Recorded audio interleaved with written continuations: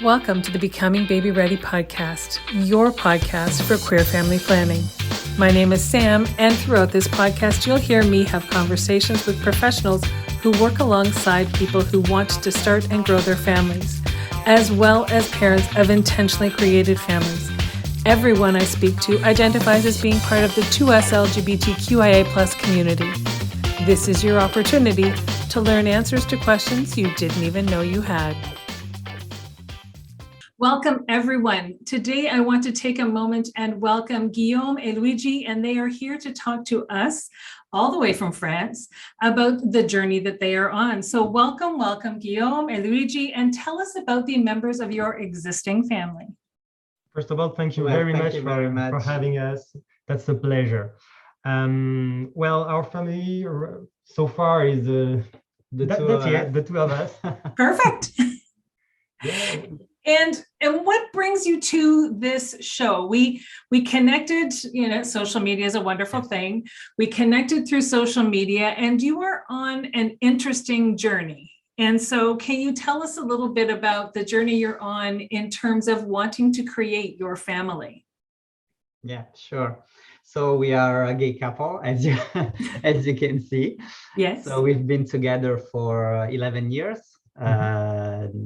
This year. Time's fly. Yes. And so we kind of knew that we wanted to create a family, and create a family meaning having children. Right. I think I would say since the beginning. But then, these thoughts take time we have to build this journey, this project through parenthood during time. And so I think, yes, a couple of years ago, we really started to take more, to look for information how we could do that. We started taking things more seriously, actually. Yeah. Sure. And then we questioned a lot ourselves about the difference, the different possibilities, like surrogacy or adoption, and we kind of went for we felt that the right path for us was surrogacy. Perfect. And so we started the surrogacy journey in Canada. Like 1 year ago. More or less 1 year ago. And in the process, we felt like it would be a good idea to create an Instagram account to share our journey, share our progresses, and maybe connect with more people. And that's how you found us. Yes. So here we are. Excellent. So you've decided you're doing this in Canada. Is there a reason why you're going with Canada versus France or somewhere else? Yes, of course. Well, France was not an option at all because it's still illegal here. We searched for information about our options, and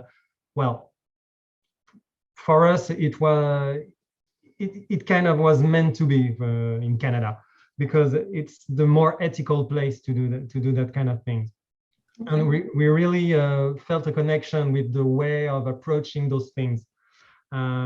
We have talked with an agency in the United States, of course, just because that's the first country that comes to mind in France when you think about those journeys. But we weren't very comfortable with their way of doing that, and there was a very obvious difference. It felt a bit like a business, a transaction, something like that, and that's really not how we saw the whole journey. That's not the kind of story that we want to share with our child or children one day, and that's not the kind of relationship that we're hoping to build with the women involved. So Canada was an obvious choice. Right. Oh, well, that's, as a Canadian, I have to say that's a great idea. When you started talking about wanting to have children, and you're saying that you kind of got more serious about your conversations about a year ago, although it's been in the background for quite some time. When you started looking at not just where to go, but the prices associated with it, was that shocking to you how much the whole journey was likely going to cost you?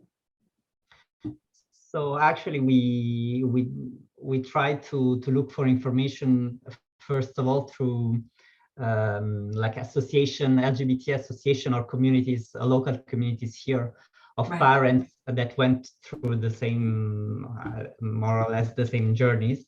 And at the time, I remember that there were some documentaries on TV talking about that, and they actually were interviewing people and showing the different kind of journeys, different kind of unconventional families. Also. Yeah.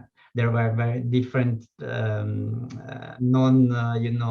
straight, non-usual, non-heteronormative families. And it's true that it's a process that costs. But we were kind of prepared about that. But the thing is that it's actually, and we are seeing it, I would say, every day now. It's a process that involves a lot of people, and there is a lot of science also, which is costs. Sure. Which is costly, and it's kind of it's I mean, we were kind of prepared about for that, but it's still an obstacle, of course. For many people, the price surely is an obstacle. Because is that okay to talk about numbers? Can we? Sure, absolutely, yes. I mean, the reality is, people watching this, my expectation is that some of them are going to be in exactly the position you are or were in even a year ago. And so they need to be able to look through a realistic lens at what's ahead of them. Yeah, sure. So we've heard a lot of numbers, of course, because it largely depends on the journey. I mean, if everything works perfectly from the get-go, or if you have some bumps in the ride, I would say. Of course, it varies. Is that the right word? Various. Yes. But the number that we heard was 120,000 Canadian dollars, more or less, of course. That sadly, that sounds like the kind of numbers I've heard before. And I say sadly only insofar as it just, your heart just wants to build a family. And for some people that number is just prohibitive. They just cannot do that, right? Yeah, it's very true. And we realized that by, talking with other couples willing to start a surrogacy journey here, or even through Instagram, because it was kind of funny, because when we started our Instagram accounts to just talk about that journey, we were there were a lot of people that actually reached to us as we were experts. What a joke. We were just starting, but it's really true that there is not a lot of representation, and people don't talk about this kind of stuff, but it's important to do. Of course, it's important to do, and the financial aspect is a major part, especially for international intended parents like us. You have also this, the traveling costs and the traveling costs, and if it's not complicated enough, you have also all the legal aspects here once you came back. It's still illegal here, so of course you cannot ask for a loan to do that kind of things in France. You have to lie, but you cannot really, because when you're asking for money to any bank, they ask you what you're going to do with that. So that's an issue. We've heard about people sending their apartment, lending money from family and friends, that kind of thing. So and it's a clear limitation. Yes, and even more than that, when you want to pay your clinic or your agency or anything like that, you need to find a service to send some money abroad.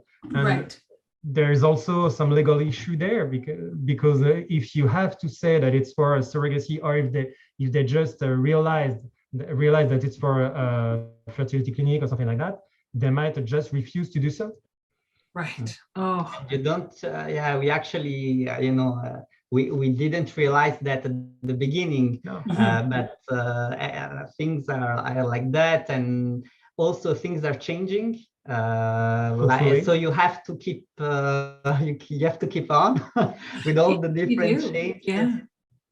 And It's so it's not something that I would have thought of, because we think, many of us outside of Europe think of France as being fairly forward thinking and being progressive. And perhaps in some respects it is, but it's just, it's hard to think that, as I say, all you want to do is grow your family, and you have to navigate that. Now, do you have to, I was speaking with one of the guests in this show is a lawyer who specializes in surrogacy law. Are those waters that you are best navigating here in Canada? Have a baby here, have a birth certificate here, and do all of the paperwork here, so that when you come back get back to France, it's just all in place? Or will you have to do things again once you get there? We will have to do many things again. I think it's a blurry area so far. From what I've read, it really depends. Some people say that it has been kind of easy. Some other people here in France say that they have been battling for years and still haven't found a solution. I mean, I think it depends on how the paperwork is done in Canada, and if the judge that you will see in France is open-minded or not, more or less. Right. But Luigi is Italian, and I think it would be even much more complicated in Italy. So that's what I've heard, but I haven't been there, and I haven't truly investigated. It's all hearsay and people saying things in the background, but it's funny, because we do, as I say, think of Europe as being that much more progressive than we are in North America in a lot of respects. And then in this respect, for our community, there are pockets of it that are still but not safe. Things are changing, I would say, in Europe, but really slowly. And even in countries like France, and at the end of the day, gay marriage was legalized in France quite late as compared to other European countries as well. Still not legal in Italy. It's still not legal in Italy, and so all this. I mean, the thing is that the society is always, I would say, one step further than the law. Yes. Yeah. And so things are changing because of that, and because I would say also more and more people, even, I don't know, close friends and families and work colleagues realize that building families is mostly like something is really, I would say, innate and deep, and for many people it you is. You can't explain actually this will to build families, and it's so natural that I would say people are realizing that every day, like more and more, but still there are a lot of things to do. Hold on for just a moment. We'll be right back. Cuddle your baby in comfort in Moon Mama postpartum underwear, designed to not only keep you comfy, but also feel special. Each pair is hand-dyed, making them unique, just like the person wearing them. Visit us at heymoonmama.com and use code SAMLEESON for 15% off your purchase. That's SAMLEEESON.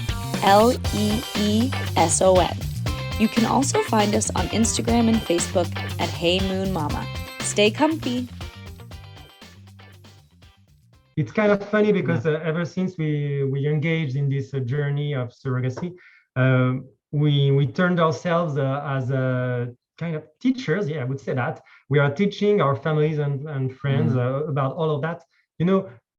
My best friend, she's very open-minded about many things, but since she learned that we were trying to find a surrogate, she has been telling me, I mean, twice or three times maybe, things like, oh, I would never be able to give up my baby for a stranger. I mean, she means well, of course she does mean well, and yes, she's supporting me, but that was kind of shocking to me to realize that she would say something like that, because it clearly means that she doesn't know what we're talking about, like at all. Right. Yes. And that's, I would say, another part of the journey is really to educate your friends and families. And I would say I didn't realize how much work that was, that would be. But it's really, because we are like assisted by an agency and people in Canada through all this process. And it was funny because I talked about this issue with them, educating people about that, people close to us. And they said, and they tell something that I think it's true, it's that we normalize this kind of process because we are quite familiar now with that. It's true. But our close families and friends are not really. So we have to take time to educate and explain, and it's an aspect of the whole surrogacy journey that people maybe don't often realize. It's true. It's true. You don't know until you're in it. And then, and because you're in it, it's normal for you, but because they're not in it, it's not yet normal for them. So, but that is really the premise behind this show too, right? There's never been another show that's really truly focused on the 2S LGBTQIA plus community without excluding cisgendered heterosexuals, but our journey is different than theirs. And so we deserve to have time at the table to talk about our journeys as well. And I found over, doing this birth work for over 20 years, that we've never been invited. So I said, forget it. We don't need to be invited. We'll have our own show. But it's true. You're completely right. But it's really... To be fair, I feel like there are a lot of taboos about growing families, because one of our closest friend, a female friend, shared with us a few weeks ago that she had been through, how do you say that? Miscarriage. Right. And we had no idea. We really had no idea about that. When she shared that with us, it was a very emotional moment, very bonding moment, actually. Sure. And she told us that she felt, well, that's what I get. At least she felt very alone in that process, because nobody talks about that. You have this preconceived notion about having children, which is supposed to be, a wonderful and very easy, very smooth journey, but it's not. It's actually, well, it can be, of course, but for most people, it's not. No. And whether they're members of the 2S LGBTQIA plus community or not, you're right. It's there are ups and downs and pros and cons and happies and sads through all of it, on all sides. Yeah. Of course. And it all must be told. Because we can't be supportive if we don't even know things like that are happening. Right. And we want to love and support the people we love and support. Right. Yes, exactly. You agreed to do this show and be on the show and tell your story to me today. And so obviously there's some bias when I ask you, do you feel like a show like this is beneficial? Because you must, or you wouldn't have agreed to participate. Although you'll get lots of airtime, I promise. But more than that, can you tell me, from where you are on your journey, you're starting out, you're not even just starting out, you're entrenched in your journey. What kinds of things are you hoping that when you see this show in its finished product, that you have the opportunity to access for yourselves and learn from this show? Are there different speakers or different types of stories that you're hoping you get to hear? Well, I feel like it was it was very easy for us to get a lot of information from lawyers, from fertility clinics, from surrogacy agencies. All those people in Canada have been really nothing but amazing to us. Really, it was very easy to talk to anyone. All of them, they took some time for us, just to educate us. So that part of the process, I feel like we are, I would not say familiar with, but yeah, kind of. So that's not the information that I am hoping to get from the show. For us in our own journey, I think that it would be very interesting to see some surrogates doing some interviews. I mean, maybe some how do you say that? Experienced surrogate, experienced, to know how they view the whole process, how they live the whole process, and also maybe to hear from a woman who is hesitating to become a surrogate, to see what could be her fears, what would she be expecting of it. I don't know. That part would be maybe interesting. Excellent. Well, let me see what I can come up with for you then. So let's finish on a positive note. What is the thing about parenting that you are very, very most excited about and looking forward to once you have a little baby to call your own?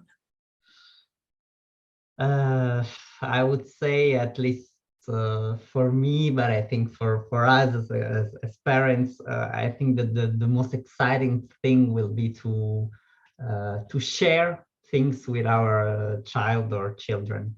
I mean, you know, we often think about things that we do or places we go, and it's, I don't know, it's really nice to think about the fact that one day we'll be able, hopefully, to share this experience with our child, even if I think they will they will maybe not like what we like. That's part of parenting too. Yes, exactly. Just take them along. Yeah, exactly. But I think that what's really great, I mean, the great thought about parenting is really to pass something to the next generation. It's Yes. really, and that's why I think it's really innate and something really you can't explain, this will to pass. Yes. There is something else. I mean, I have a brother. Luigi has a sister, but so far none of them have had any child of their own. So I'm kind of looking forward to announce to both our parents that they're about to be grandparents. That would be pretty amazing. Yeah. That will be pretty amazing. Well, I will be watching Instagram for that announcement to be made, for sure. Fingers crossed. I want to thank you both so very much for taking the time to talk to us about your journey, because as I say, it is my expectation that there are going to be people who are attending the show who are in a similar place or just before where you two are, so that they have a bit to learn from hearing about the place that you're in, and not just always the stories of people who were successful and on the other side of having a child. So thank you both so much. Thank you very much. And that's really very, very important, to share our stories and talk to people living similar or different stories. It's really, you feel you're not alone, and it's really important. 100%. Like all this journey to parent, it's really important. I feel like that we are very, very lucky to be doing all of that in Canada, because really this is a very welcoming country for that kind of thing. And I really feel like we are being part of a whole community. I mean, through our agency, they are really trying to build that sense of belonging to a community. They really encourage intending parents to talk to each other and share their story. So that's a great thing. That really is a great thing. So you're not alone out there. Yeah. Excellent. I love it. All right. Well, I will let you go and enjoy your evening from where you are. It's getting to that time of day.